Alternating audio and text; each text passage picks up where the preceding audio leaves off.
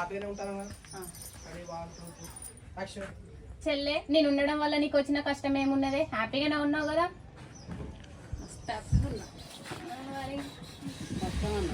యో కష్టం ఓకే ఎంత 2 నిమిషాలు సార్ మళ్ళీ చెప్పు, చెవిలో ఏం చెప్పాలి?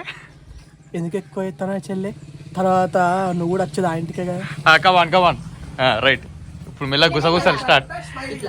అది కమాన్ గుసగుసా అంటే ఇట్లా కాదన్న, ఇట్లా చదువుకుండా చెప్తే వినిపించిన అది మళ్ళీ ఏం చెప్తున్నా అడుగుతారు కదా. ఇంకో దగ్గరికి పోయి ఇట్లా చదువుకుంటా ఏంది ఎక్కువ అది అది